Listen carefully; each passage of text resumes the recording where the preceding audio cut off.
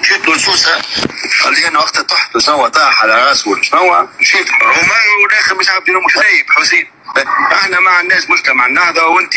وجه جديد وكذا وكذا وكذا والشيخ الغنوشي كيبونو زماره جايك عاده وجايك انا سيدي تاتتي انا عمري 56 سنه ماشي ولد امس واحنا عندنا ضغوط واحنا كاكا وكان ما نقولوش هكاك يفكونا كذا ورياض الجهاد مفروض عليا وحتى ملاك البكاري مفروض حاسين بريف توا انا جيتك شو المطلوب؟ المطلوب نعملوا مع بعضنا نوسعوا بين بعضينا ونعملوا تيك وتاك واحنا بيدنا بدو يستهدفوا فينا وبعثوا لنا فيس 25 مليار كنا ايوه فكونا الاوتيل الفلاني ومش عارف ايش مر بدي ملاك البكاري مرتين تحضر قلت انا ما نحضرش مشى سي غنودي قعرني حضر مره سي غنودي عمل لي مشكله قلت له لا ما نعرفش شكون راح كل هذا شكون؟ هذا رئيس معاذ الغنوشي هاني جايك هاني جاي لا تبعته في الفلوس معاذ اسمعني انا حكيت لك شوف انت عارفيني ولد الدنيا داش عليه ولد امه كي يخلق من عاديش عادي امي انا نعدي عليه كان بمزاجي انت علاش خلطتيني وخلطتك نتفاهموا برشا فهمت؟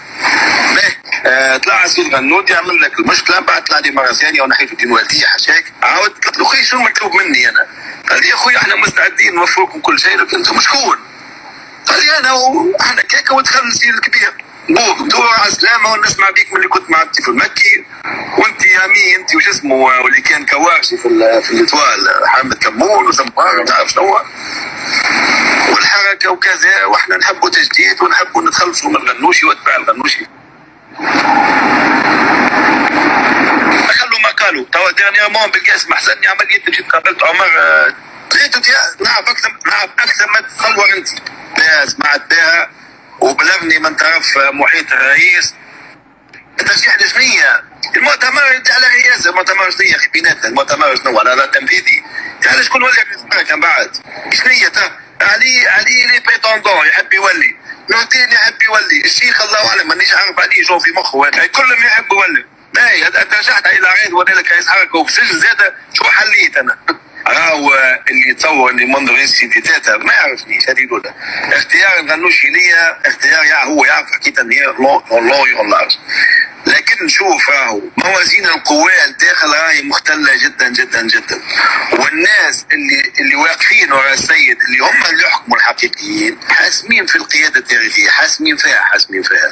يقول لك زايد راهو الناس ضموا في وقتهم والله وراسك انت ورحمه اميمتك ورحمه بابا لو مش نعرف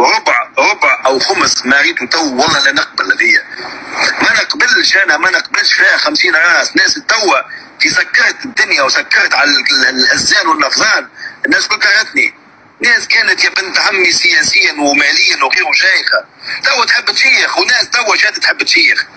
كيف ناس تحب تشيخ ناس تقول لك ما عندي شيء وهي قاعده شيخه في دين امها البلاد وناس اللي كنت نصحابهم احبابي واصحابي في معايا قالوا لي الشوكه في قدمي وانت تعرف شكون نقصد انا ناس تحبك تعطور ناس تحب تقود الحركه من داخل السجن نقصد في زينب طلعت لي لفعه كبيره وقعدت معاشتي من الحركه اسمعني قلت لهم يا منايكين وصلكم البر الامان مانيش معني برئاسه الحركه والمؤتمر احداث بتاعكم مانيش معني بتنمى خليني نخدم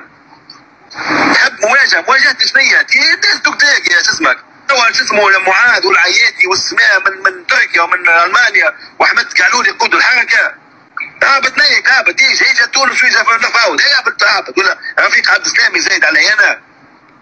معلوماتك صحيحه 100% هاكي دير امه ما ترحموش يا اساس وكلت هاكي سيء انا راني نصدقك هذا مش لا خوف لا طمع واني انا قلت لك نعرف عليه حوايج اكثر ما تعرفيها من انت ولكن ما نسخبوش زاد درجه من الوطايه هكا ما يلا غالب اللي يعيش واطي يموت الامر واطي